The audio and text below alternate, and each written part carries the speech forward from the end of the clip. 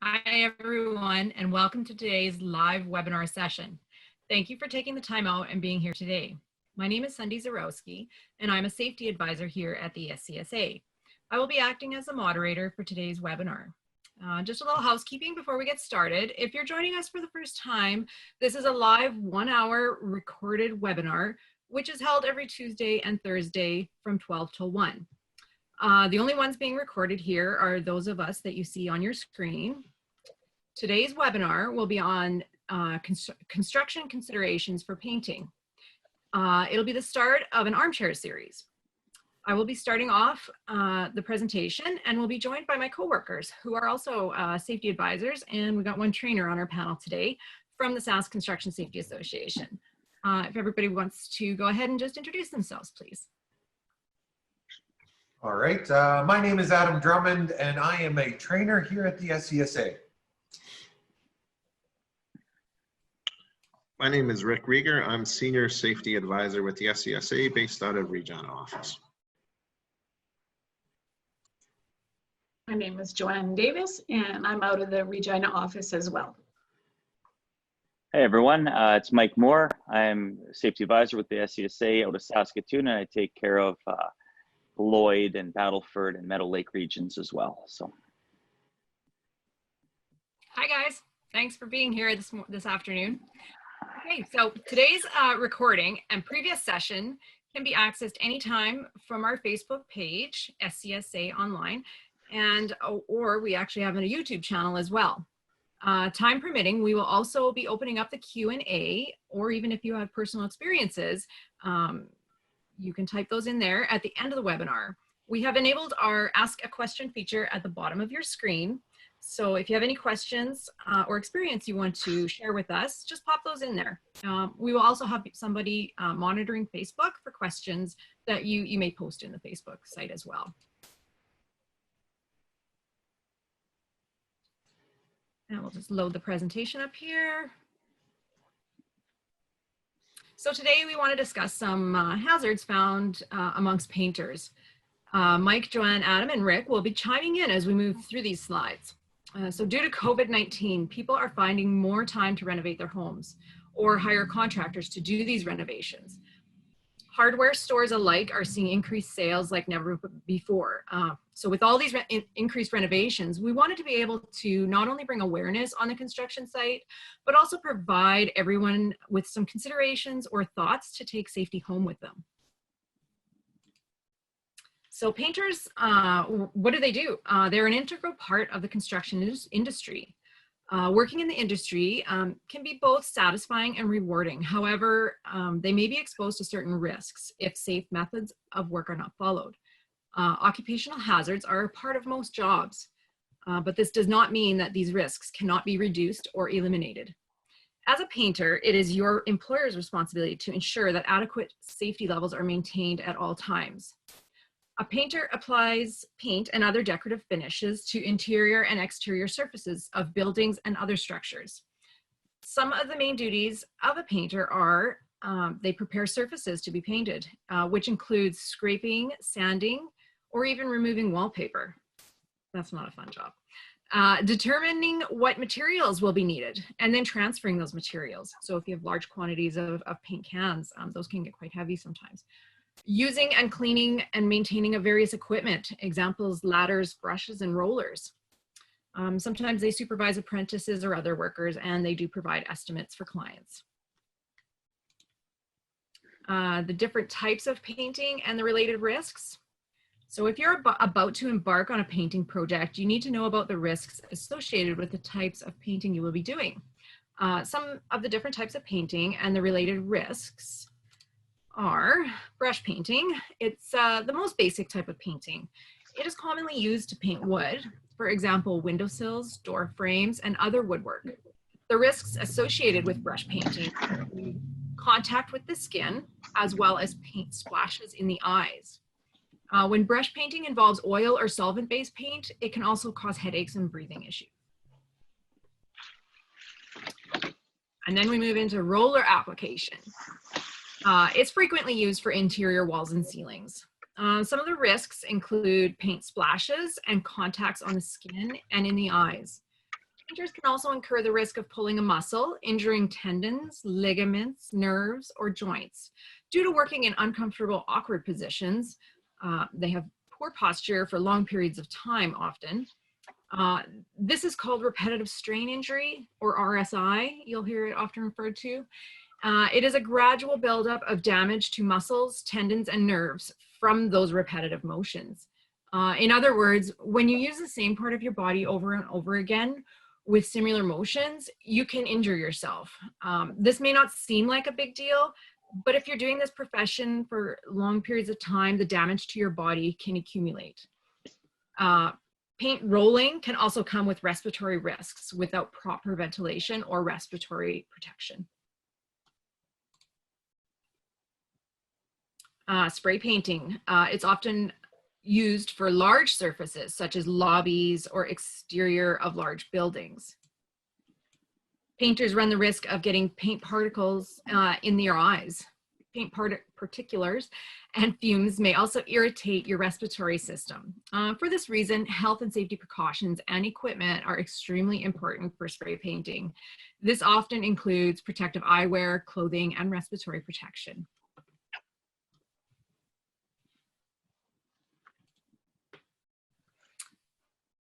Painting at heights. The painting of anything that is not at ground level can be very dangerous. Painters can injure themselves severely by just falling off a ladder. Those who work at heights must take consideration for safety precautions, as a fall could be fatal. This may involve using scaffolding or a safety harness. And there are some responsibilities under the Saskatchewan Employment Act. An employer must provide a safe and healthy workplace. They also must establish and maintain an effective health and safety program and obtain input from the Occupational Health Committee. Make sure that managers and supervisors are trained, supported, and held accountable for fulfilling their workplace health and safety requirements. Oversee the health and safety performance of their managers and supervisors. Make sure workers have information, training, certification, supervision, and experience to do their jobs safely. Make sure medical, first aid facilities are provided as needed. Set up effective occupational health committees and ensure workers are not exposed to harassment in the workplace. Your employer must have a maintenance program and a method to remove items if they become unsafe. They must train workers to use the equipment, and they must provide adequate supervision. They must also provide any necessary PPE and instruct workers on how and when to use the personal protective equipment. You can find out more information on the responsibilities in the Saskatchewan Employment Act under section 3.8 to 3-14. And it includes details on the general duties of employers, supervisors, workers, self-employed persons, contractors, and owners. So if you have any questions, just please refer back to the Saskatchewan Employment Act. Also, there are in the regulations, the general duties of the employer, section 12, and supervision of work under section 17, just to name a few.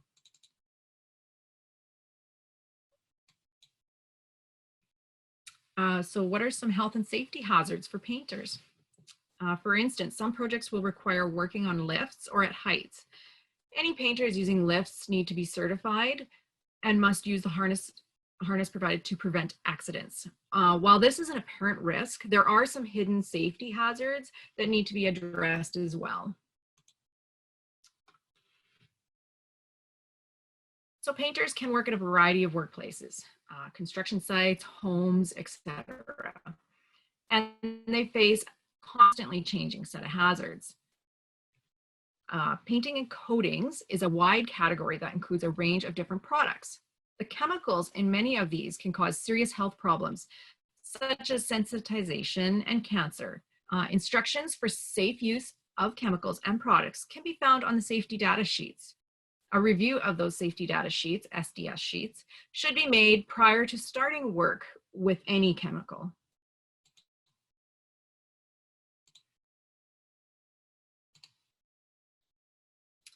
Just some other hazards continued there.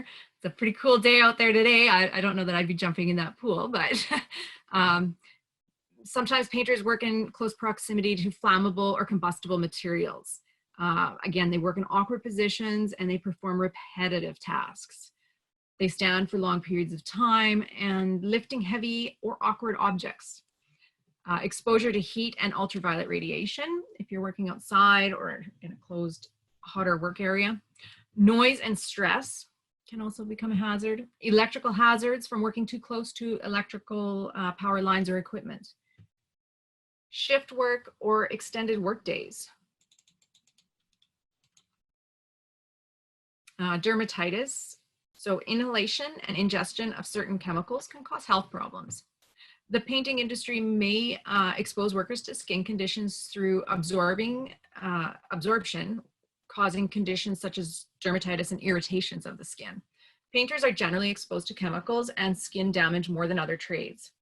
Common substances that cause painters to contact dermatitis or irritations include paints, solvents, chemical cleaners, and strippers, epoxies, and other resins. Most paints are safe for people and the environment these days, though. Make sure you train your workers to be informed about and protected against any risks they may incur on the job site. And let's not forget about asbestos. Asbestos kills, it's best to test. This is right from the WorkSafe Saskatchewan site.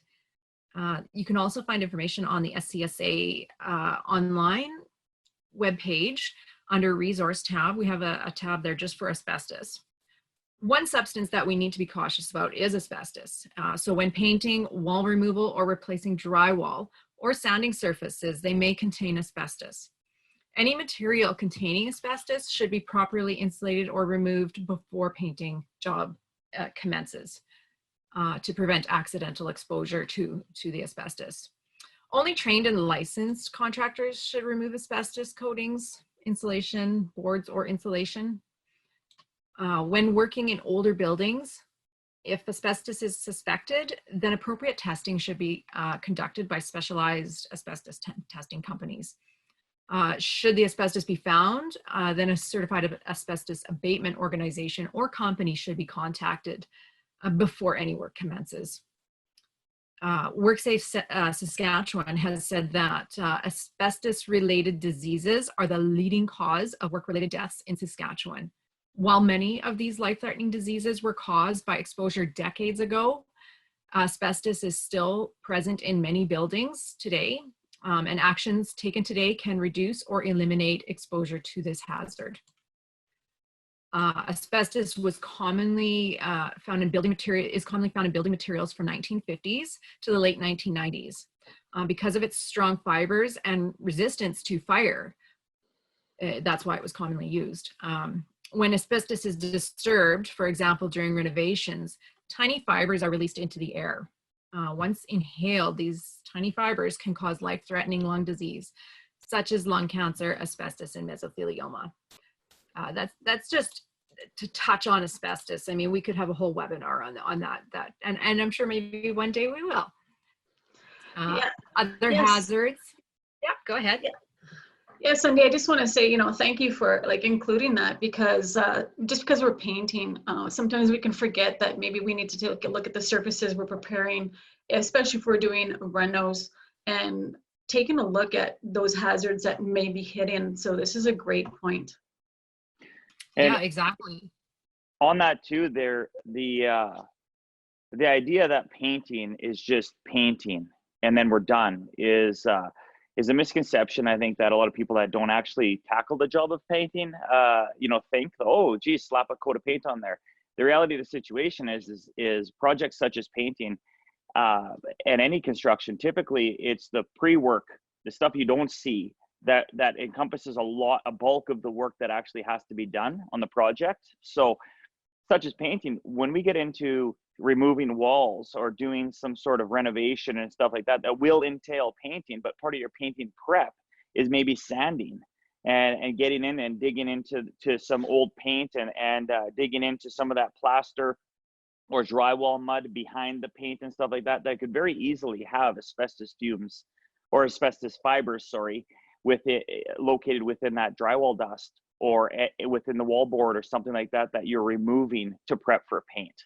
So it is along the whole process of hazard identification within a project, I think it's very important to look at, you know, each aspect of the project as its own set of hazards.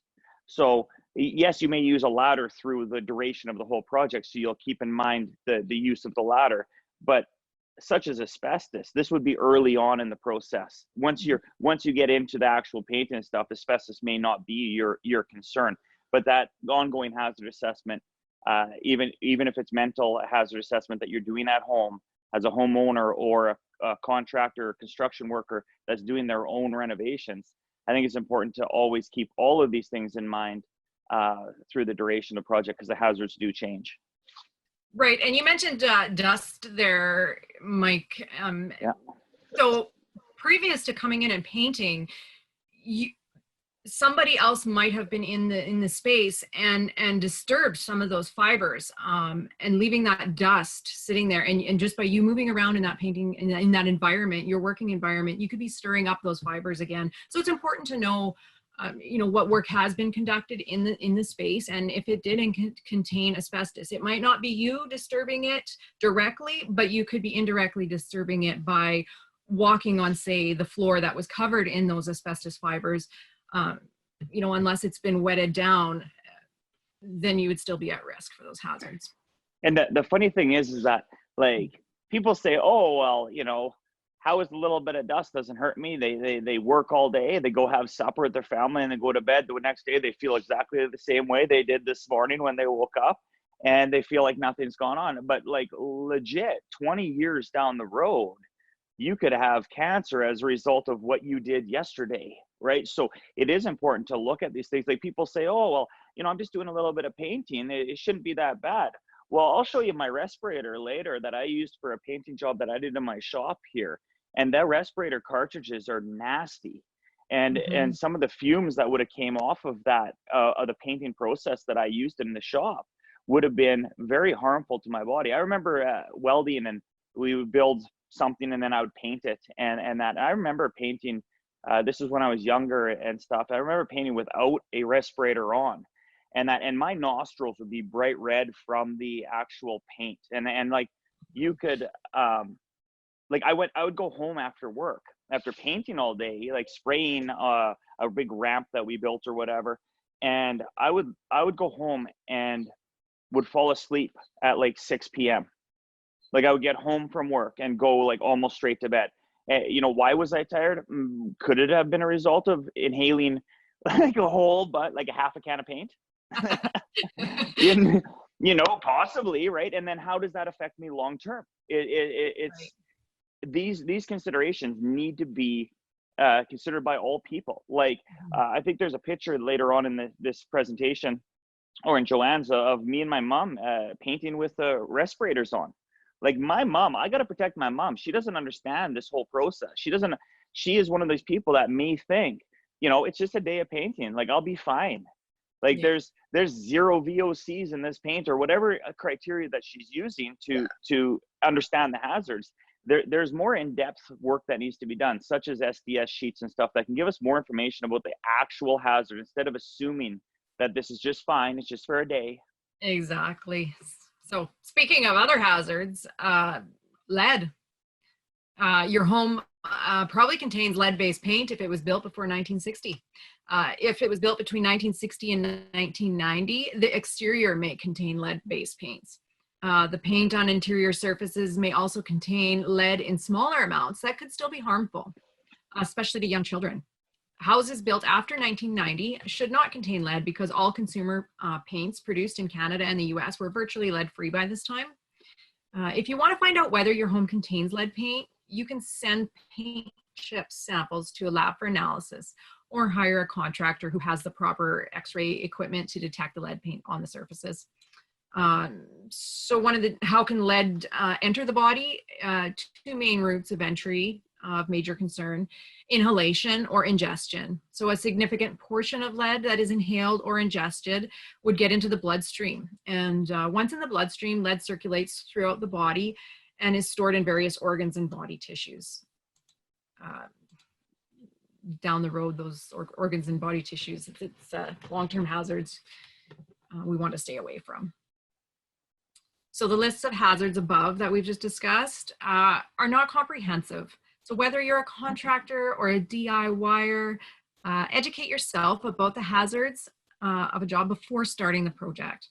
If there are issues that become apparent after the job begins, it is necessary to address them the moment they're noticed.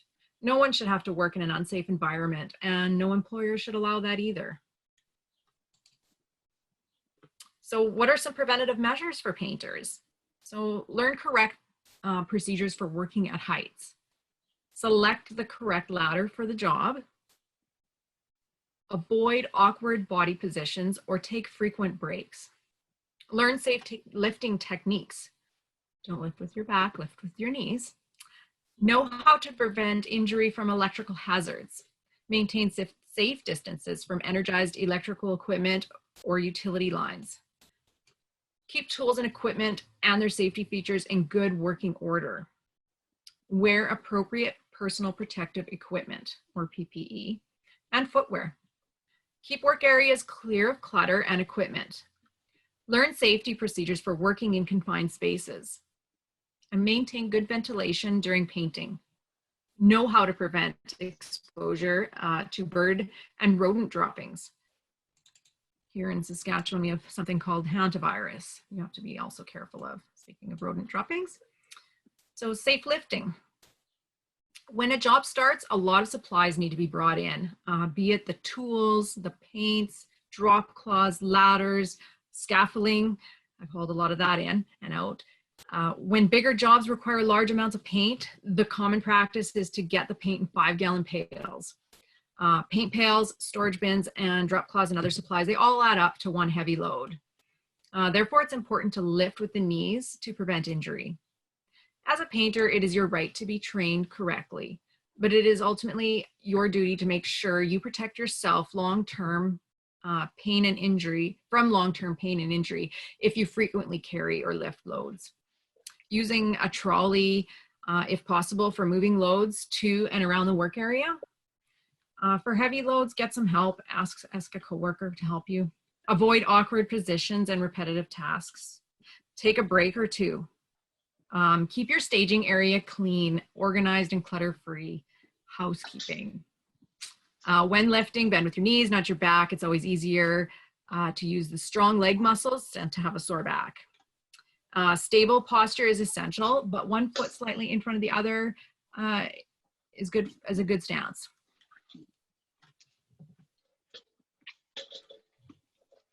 So what are some good general safe work practices? Practice safety procedures for working at heights, working with asbestos contained products, understanding those, using ladders, lifting, repetitive physical tasks, selecting and using and maintaining and even storing your personal protective equipment, confined space entry, follow the company safety rules and learn about the chemical hazards, refer to those SDS sheets, and know how to report a hazard, and keep following those good housekeeping rules. So here we have our PPE man. He's sporting it all today. So PPE for painting, keep yourself safe during any residential or commercial painting project. You need to have the right PPE. So gloves, they're always wear gloves to protect your hands. Leather or cloth gloves are sufficient for sanding. Solvent resistant gloves are required for handling paint thinners and other solvents. Permeable gloves are best for water and oil-based paints. Eyewear, use protective eyewear, eyeglasses, eye goggles, or a face shield whenever handling paint or thinners. It is especially important when painting above your head or spray painting, as well as when sanding. Paint masks, wear a dust mask or a particulate respirator when sanding. If you are very sensitive to chemicals, you should also wear a respiratory mask when using a brush or roller. Note that if you are painting outside in an area with lots of birds, you may need to wear a mask to protect yourself from the harmful pathogens in the bird droppings. When you're spray painting, you are best advised to use a paint respirator, as this offers more protection for your airways. Coveralls and Shoe covers. A disposable or cotton coverall and disposable shoe covers serve to protect both your clothing and exposed skin that could become irritated by contact with paint. Hard hat. If you're working at heights, a hard hat is a wise safety precaution as it can help protect your head if you fall. Here in Saskatchewan, it's a mandatory piece of equipment on a construction site, as well as your steel toe boots.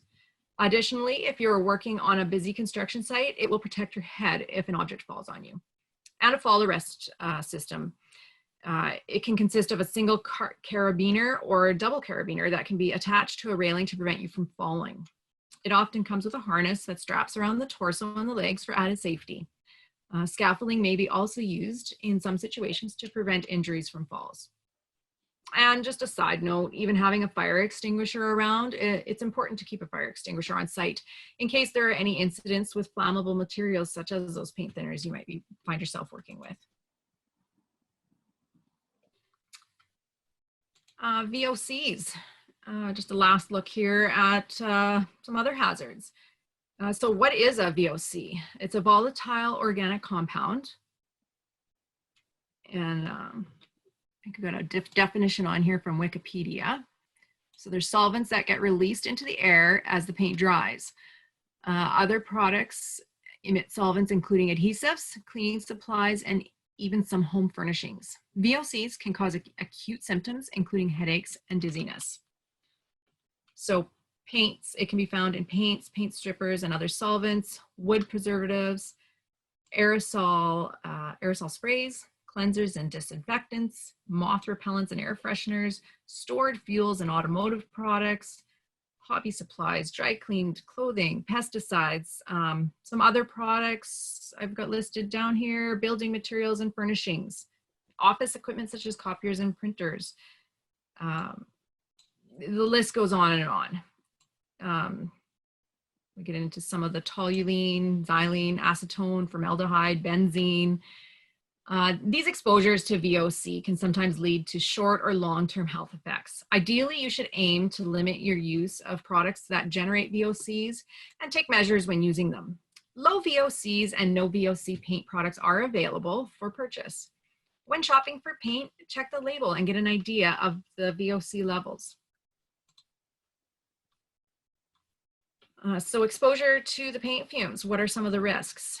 Are paint fumes harmful? Can they make you sick? Paint can cause irritation if they get onto your skin. They can also be potentially harmful when swallowed, particularly oil-based paints. Washing your hands before you might break for lunch is important. Additionally, the fumes from these types of paints can irritate your eyes, nose, or throat. Irritation should go away when you move into fresh air. Some short-term side effects from inhaling some of these VOCs can include irritation of the eyes, nose, or throat, headache, feeling dizzy or lightheaded, nauseous, trouble breathing. Exposure to high concentrations of VOCs for extended periods can cause long-term damage to certain systems of the body, including the nervous system, livers, and kidney. And generally speaking, water-based paints give off lower levels of chemical vapors and VOCs. How to minimize exposure to some of these paint fumes? If you're going to be painting in your house, here are some best practices that you can follow in order to reduce your risk. Be sure to select indoor paint products. Read the product label in order to select the product that will generate less harmful fumes or VOCs, such as those water-based paints. Read safety information on the product level carefully. Note any warnings or first aid information or protective measures like gloves or goggles if they're required. You may want to use a respirator to lower your risk of inhaling these VOCs. Always paint in an area that's well ventilated. You may want to wait for the weather to be dry so you can open some windows. Consider using a fan in the window to help direct airflow to the outside. Take frequent breaks to allow yourself to get some fresh air. And after painting, plan to keep windows open as long as possible for 2 or 3 days in order to allow the paint fumes to exit the room. You should avoid entering a freshly painted room during this time. Close any leftover paint containers tightly also to prevent vapors from leaking into the surrounding area. Yeah, that was something interesting that I've learned recently or got into deeper on, is the idea that that paint and VOCs actually get emitted over time. So it's not necessarily the VOCs. It is during the painting process and all that stuff, but in the over duration, like the curing process and over long term, from a high VOC paint, it actually is emitting VOCs that whole time. So that idea of staying out of the room until it's cured and keeping windows open makes a lot of sense. Even though you can't smell the paint, it doesn't necessarily mean there isn't VOCs in the air. Right, and because you were the one painting, it might not be apparent to you as somebody new walking into that environment. Right. Oh, yeah. That's a good point, Sunday. Even I think over time, just the amount of exposure that people have to paint and the fumes, they become desensitized to it too. I was working with a company where they had a paint building or a building that they use as the paint booth for painting different equipment that they worked on and that sort of thing. Well, when I came into there, I couldn't believe like the scent of the fumes there. And when I said it, they looked at me like, what are you talking about? We have it properly ventilated. It's fine. There's nothing to be concerned about here. But they were so desensitized to it and used to the fumes. And I'm sure people that have done their own painting, like you mentioned, Sonny, like if you're coming in for fresh air going into a building that's just been freshly painted, it really hits you as compared to when you're in there. You just get used to it, or you just don't know that or notice that those fumes are even around you.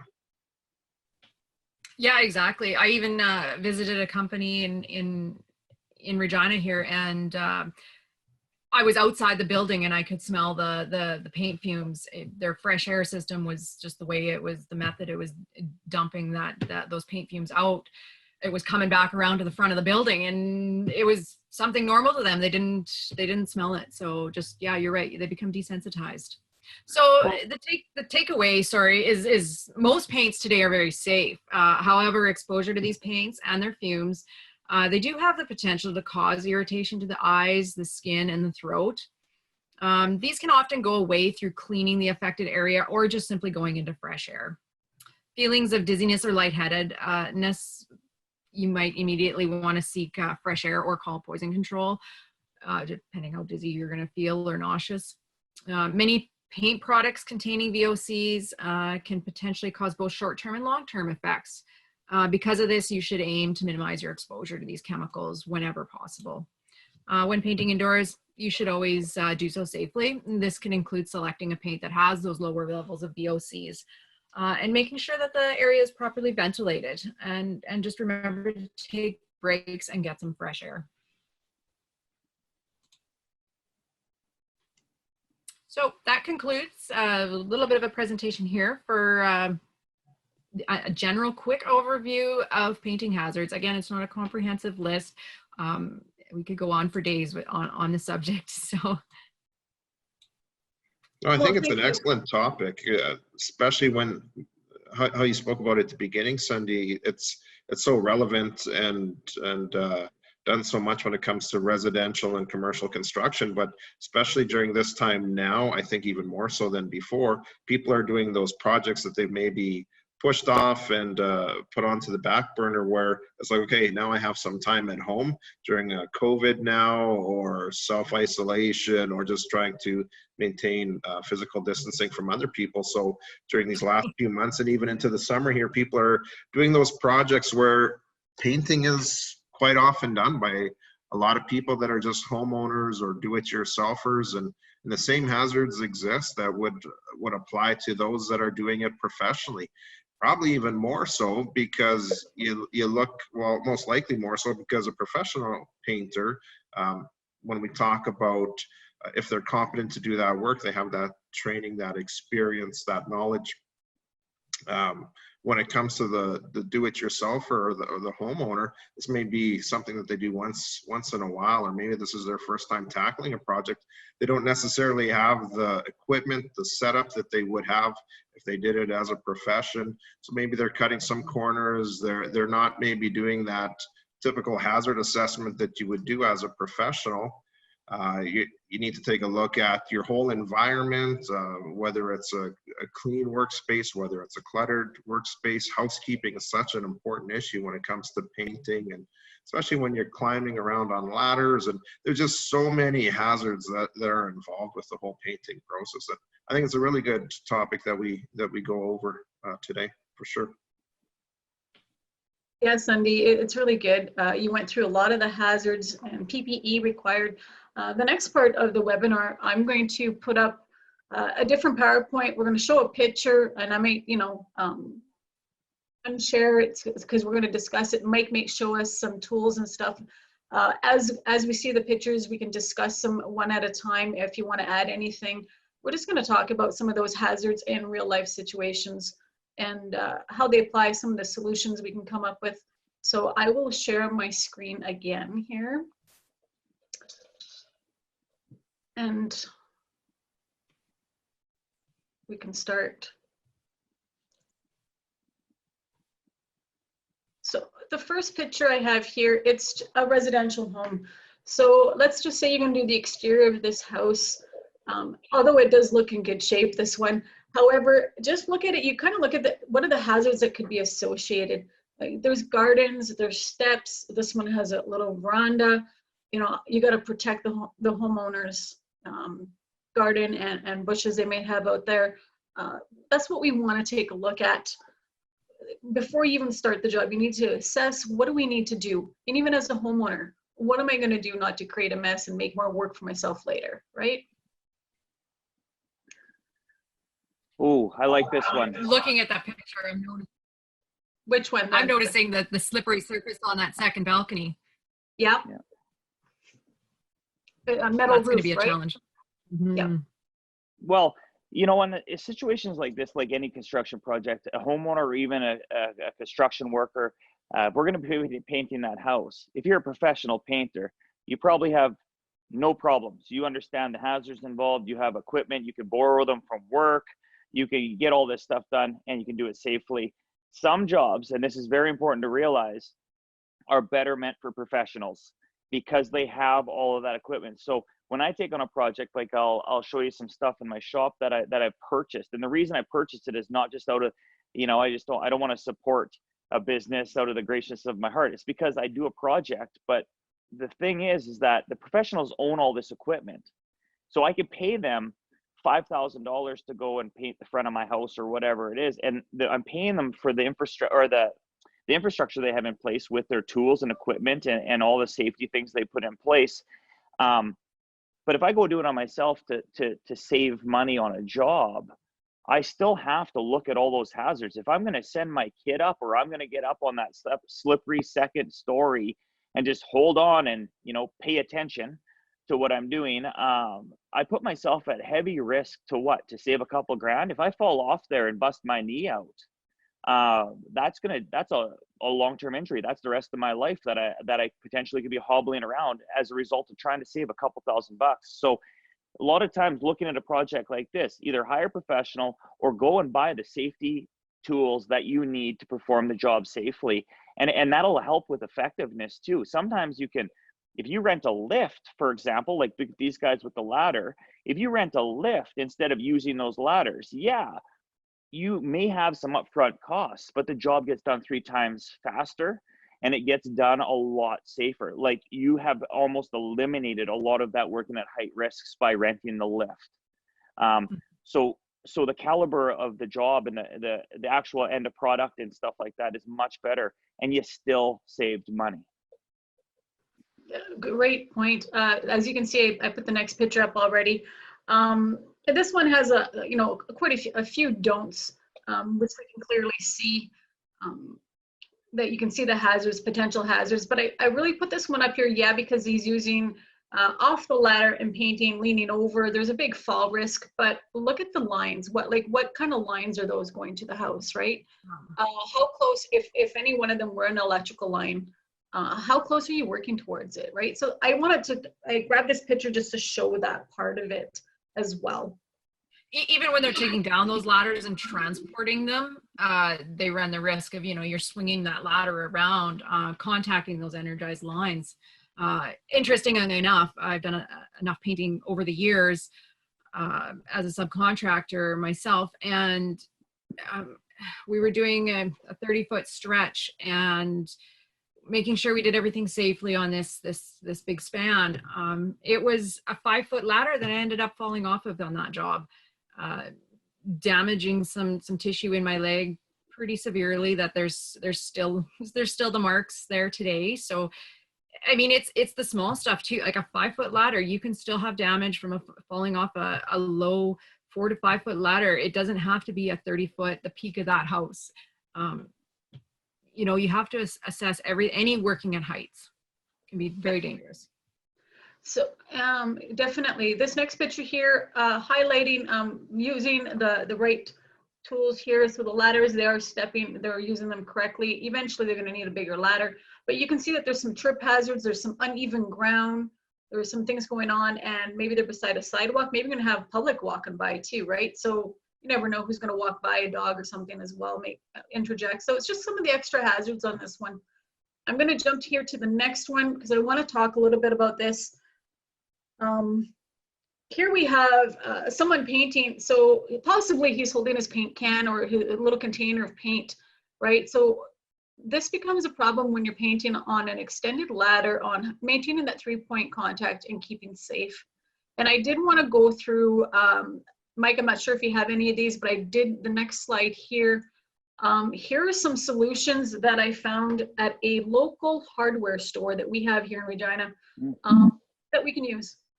You don't have to hold the paint can.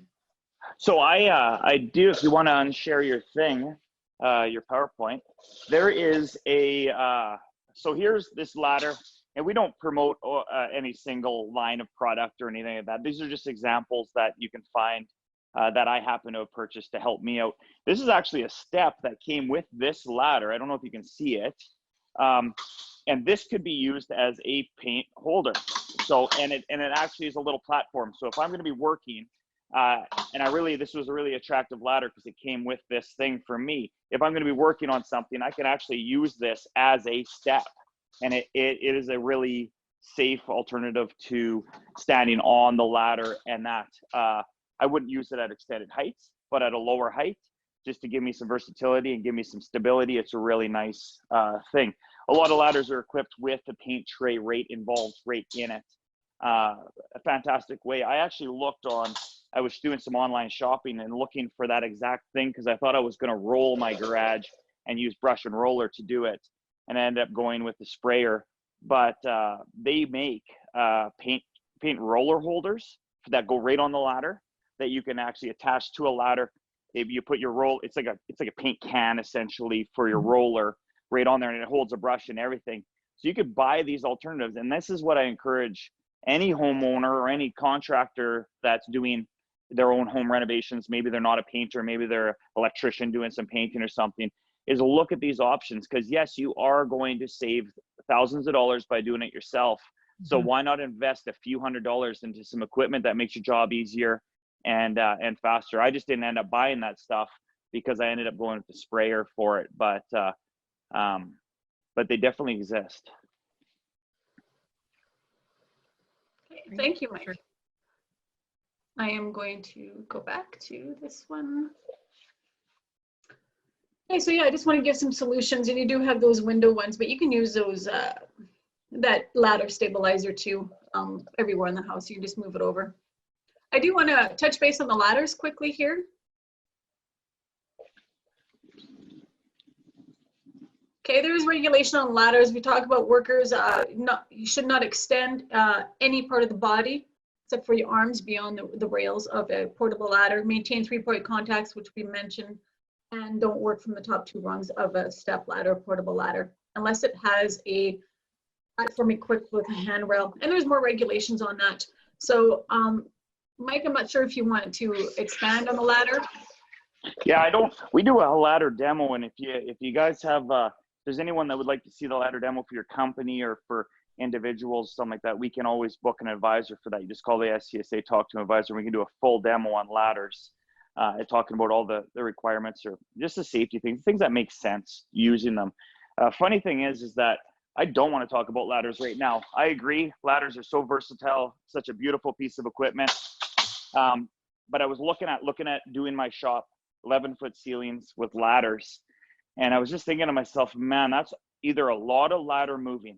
So I got to move my ladders every 2 seconds to try to spray the roof, to try to move around, do the walls. And I'd done my housekeeping and cleaned the outside, 5 feet around the outside, 6 feet around the outside perimeter, and then down the middle. And I was thinking to myself, doing this on ladders it's going to be really risky. I was looking at possibly getting one of those platforms, aluminum platforms that you can stretch between 2 ladders, because I actually won't be up that high. I was only up about 3-4 feet to reach the ceiling with the sprayer. And what I did is I ended up going out again. Don't care about the supplier or the manufacturer of this piece of equipment, but they make stuff like this. This is I would say a homeowner scaffolding, but if I had a professional painting outfit, like I would own something like this. Beautiful scaffold, has locking wheels. It's a few $100, and I own it for life until it rusts out or whatever if I leave it outside. But this piece of equipment made my project night and day. Like, I mean, this changed my world. Working on ladders, high potential of injury, high potential of strain in my body, overreaching, all of that stuff. Where you get a scaffold like this, I could be up there holding this railing, and actually slowly and methodically, I had someone that would be able to move me 4 feet, 5 feet at a time. And I could actually cover quite a bit of ground, grab on, move the scaffold, and paint the ceiling. Because I did 4 coats on a 1,000 square foot ceiling, and that's a lot of paint. So this piece of equipment for a few $100 saved me hours and hours of time and grief. Not to mention made this project so safe working on this compared to working on a ladder. And the manufacturer's instructions, yes, you would have been able to reference for how to operate that piece of equipment safely. That's right. Also talking to the suppliers as well to do a little bit of research and find the right piece of equipment that would make your job safer. There's always options. There is. And a piece of scaffolding like this, it even has a paint tray and a built into it. It's like designed for this project. And I had no idea. No one ever came up to me and said, Mike, next time you're doing a paint project, keep in mind the scaffold. No, like, you got to look around and think about the hazards involved in the project prior to conducting the project. And then you find stuff like this and it's little gems, hey? Mm-hmm. Yeah, that's awesome. Being able to find the right tool to make it made it safer, more efficient. You know, you got the work done in a timely fashion compared to moving ladders and such. So yeah, excellent. You can see here, I've shared my screen again, and I'm showing some of the respiratory, a little bit of the respiratory hazards that Cindy talked about. A lot of times you may have to prepare your surfaces, so you could have some sanding, so on, and in protecting your clothes too, so you're not, like you're wearing, this one's wearing a full coverall, Tyvek, so you're not going to be bringing all that into your house. The next picture here, Mike, is the one you sent to me. So this is you want to talk about your respirator here? Yeah. So a couple of things. We had sanding. Hey, talk about the prep for sanding again.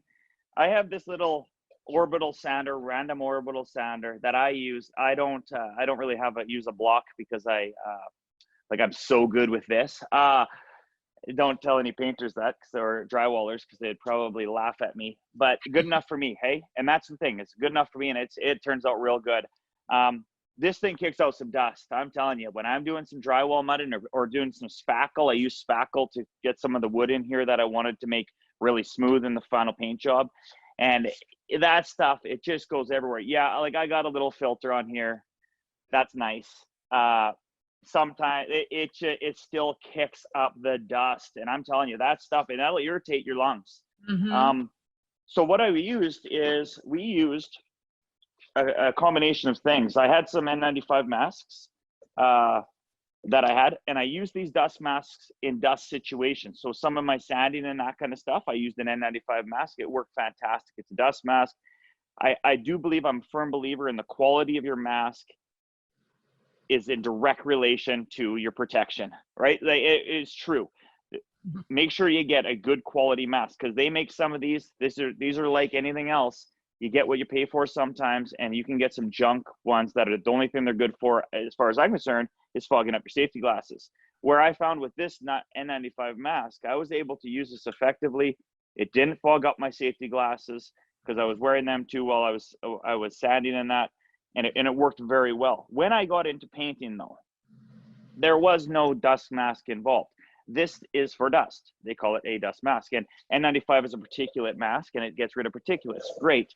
But when I get into some of the other hazards, like the organic vapors of the paint and stuff like that, like you see in the picture right there, me and Mom, we had the full white suit on to keep it off of our skin and stuff like that. And I took my safety glasses off, obviously off, to take a picture and stuff with my mom, because you gotta look really nice. But as you see those cartridges, look at the cartridges on my mask. They're just covered in white. And that's the kind of stuff that your lungs inside of your body will look like that if you don't protect yourself. And that's just not an option. A mask like that I was wearing with cartridges is not a lot of money for the level of protection you get. And you almost feel like it's very important to make sure you get one that fits, all of that stuff, and make sure that the cartridges you're using are actually going to get rid of the hazards involved, like the organic vapors and any dust or fumes you want to get rid of. But I don't smell anything. I don't taste anything. There's none of that stuff that goes on. At the end of the day, my lungs are in as good a condition as what I woke up in, and I painted all day, and that's important to me. And it's all about quality of life. This is not about regulations. This is about quality of life. Regulations are in place for people that need something in place so they can do at least the minimum standards. So they are really fantastic.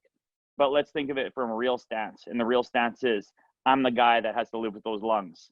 So I'll spend a little bit of money and get the right equipment for sure. Yeah, especially when you're DIYing, like doing it yourself. You want to make sure in those instances, in the workplace, you're going to go through a respirator pre-screening check. You're going to go through a fit testing. You're going to have a formal training process on how to use those respirators. Those N95 masks are considered a respirator, and you do need to be fit tested for them, simply because facial deformities, dentures, scarring, it can all affect the effectiveness of that respirator. Might not be as good with some of those other things going on. So in the work environment, it's definitely a little bit more comprehensive. We could have a whole webinar on respirators, I think. Yeah, for sure. Thank you guys for sharing. That's excellent. And this is a prime example of taking safety home. So this was a home project Mike did, and just being a professional about that and making sure having things in place. In the background, you can see that things are covered, the ground's covered, right? We're protecting the environment, the homeowners. So contractors would take this in consideration too.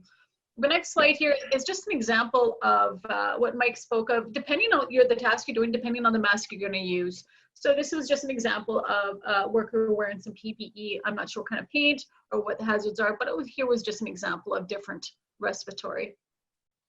If you have one, this is a picture of a window, and sometimes you're going to find corners and stuff as you're preparing to paint that have mold. I think we discussed it a little bit earlier. So you're going to have to take the appropriate action if you do find mold, depending on how bad it is. What you're going to have to do, you may have to, take out some drywall or some surfaces and redo them. And sometimes you can use some specialty products to help. And depending on the mold, the water damage, I've seen it where basements have flooded. Depending on the type of flooding and how long, you could have some serious health concerns there that would maybe not be best tackled by the average homeowner, just because of the exposure to certain substances, we'll say. Yeah, for sure. The next picture is just an example. Here is a residential renovation. Obviously, there was different things going on here. Eventually, it's going to have to be painted. So if you have subcontractors coming into the house, understand there's going to be a lot of housekeeping and air quality and different things that you need to pay attention to. I do want to get to this next slide because it does show great tools that we do have for these awkward situations and, positioning, I should say, where you have to paint. I can't get a ladder in. Scaffold's going to be really awkward. There are tools out in the market that can actually help with ergonomics and getting that job done correctly. I do believe Mike does have one of those as well. Want to give us a closer look at that? Sure, back to the garage. there's a couple of things when to talk about ergonomics. One that you talk about in that picture, you have in that picture, is something like this, an extension pole for a roller. Again, back to, this is the right tool for the job. Put yourself in an awkward situation, fall off a ladder just to save 30 bucks. Like, come on. So this thing goes from 4.5 feet to 12 feet long in just the twist of a handle. So this thing will get me into places. This will paint my roof. The reason I purchased this, and I am going to return it because I never did use it, is to roll the roof, so I could do it all from the ground, right? A lot of it from the ground. So that ergonomic issue and stuff like that, it's a process of looking at the hazard and putting the proper control in place, like elimination. How about I just stay off a ladder? The other ergonomic issue that I wanted to talk about is material handling, and Sandy touched on it. I use 6 pails, 5-gallon pails of paint. This one's empty. These are heavy. This is back strain. This is a lot of moving these around. So what I used is I have a 2-wheel dolly that I can use for doing material handling. Works fantastic in and out of the house. Like, if you're a homeowner and you don't own one of these, I suggest, if you're ambitious about doing some renos or anything, this is a lifelong tool that you'll use in many situations. Something else neat, garage sale, mover's dolly. If you guys can ever get a hold of a mover's dolly, I'm telling you, something like this, a 4-wheel cart. This had my paint sprayer on it, my 5-gallon pails of paint, and it followed us. It moved around as we needed to around the shop, and it can hold a ton of weight on it. Something like that to help with ergonomic issues, so we're not straining ourselves with material handling, is such an important thing to do. Because if you're not used to lifting up 5-gallon pails of paint, the back strain can be like this, just instant. So I want to make sure that, yeah, and the combination of these 2 garage sale items that I purchased probably was 20 bucks, you know? Adam, you look like, you wanted to add to that. Go ahead. Okay, all I want to say is that what Mike is saying is so important, it's ridiculous. So just so everybody knows a little bit of background on me, I do a lot of handy stuff around here. I've been doing it for years, and I've been doing a lot of dumb things for years because never educated on it. One of the things that I can let you know on is, if you're not willing to spend the money on the tool to make the job as easy, safe, and comfortable to do, then you're better off paying somebody to come in with the tools to be able to come in and do that job. And the reason being is, like what Mike was saying, is if I decide to lift something and I strain my milk and then I'm out from working for a while, for a month, for 2 months. Well, now all of a sudden it was worth spending the money on that ladder, on that dolly. But you had to find out the wrong way, right? So all I wanted to do is chime in here and say, if you're not willing to buy the proper gear, then you should be willing to pay somebody to do it, because they're going to do it safely and you don't have to hurt yourself. Yeah. That's all. Okay, great. I'm sharing, I got a couple more slides. We got a couple minutes, and I just want to touch on a couple of things here quickly. We do have a picture here of Mike and the youngins, and consideration at home or as a contractor going into a home, there may be children present. So you need to take that into account. You really do, okay? Next, this is a picture of, this is an old house I lived in, and we're getting, you can see some paint materials on the counter. We're gonna do a patch job, and that cat, our cat, would climb that ladder every chance he had. So be aware of pets, okay? Just, that's all I have to say. Just dogs, That's cats, funny. whatever. And the next couple slides I'm gonna go through quickly here. I just want to show you, because we showed a lot of residential, but understand that all this applies to all the industries. Okay, so here we have a commercial job and we're using a lift. You're gonna have proper PPE. You're gonna have the same hazards. You're gonna still have those hazards of inhalation and falling and so on. Again, the low lighting, electrical cords hanging down. This is an example on this picture of what's going on. Material storage. This looks like more of a commercial job. Proper use of equipment. We won't discuss that ladder right now. Yeah, I believe we're running out of time here, Joanne. I think we're at our 1 hour mark. Yeah, and then here's a good example of industrial. There's also industrial painting. And I have one last slide. Sometimes it can be quite magnificent, some of the paint jobs they do, right? So and using lifts. And again, Yeah, we are at a 1 hour mark, and thank you. I'll stop sharing and let Sundee sum it up. Well, thank you everybody for your participation in today's webinar. That was great.